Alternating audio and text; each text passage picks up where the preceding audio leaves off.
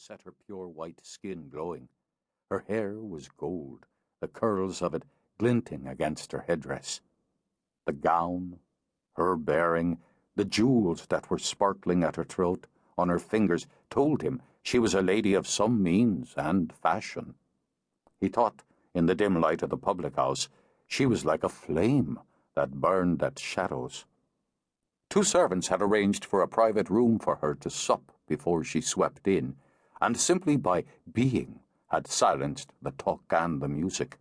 But her eyes, blue as a summer sky, had met his. Only his. When one of the servants had come out again, walked to him, and announced that the lady requested he dine with her, he hadn't hesitated. Why would he?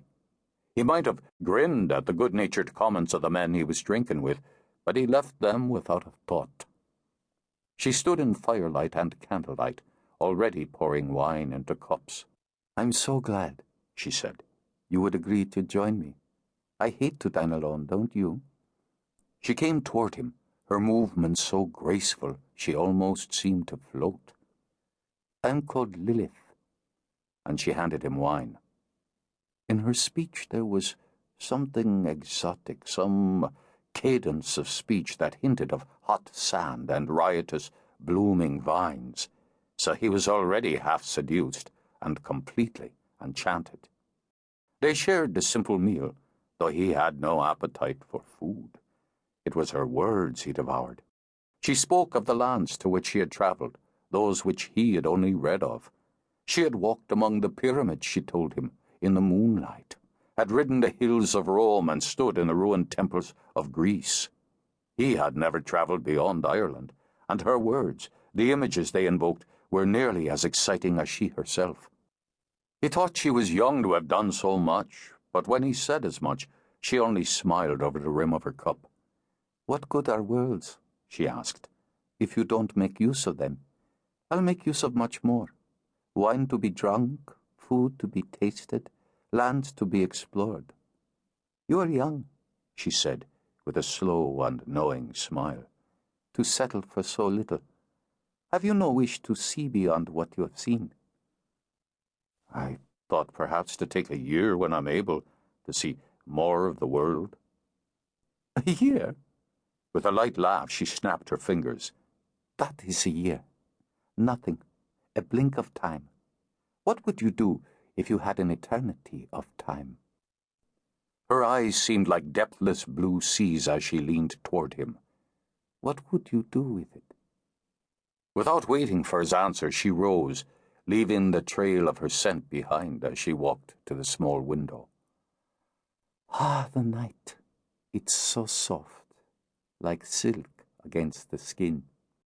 She turned back with a gleam in those bold blue eyes. "I am a night creature, and so I think are you. We, such as we, are at our best in the dark."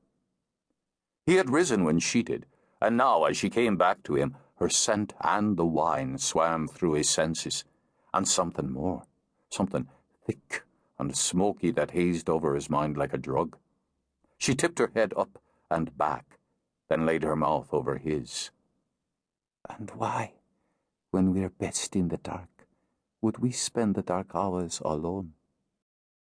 And in the dream, it was like a dream, misty and muddled. He was in her carriage, with her full white breasts in his hands, her mouth hot and avid on his. She laughed when he fumbled with her kirtle and spread her legs in seductive invitation. "Strong hands," she murmured it. "A pleasing face.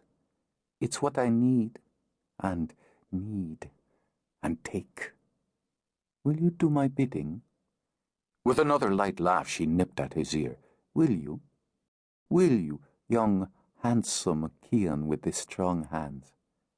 "Aye, of course, aye." He could think of nothing but burying himself in her. When he did, with the carriage swaying madly, her head fell back in abandon. Yes, yes, yes, so hard, so hot. Give me more, and I'll take you beyond all that you know." As he plunged, his breath coming short as he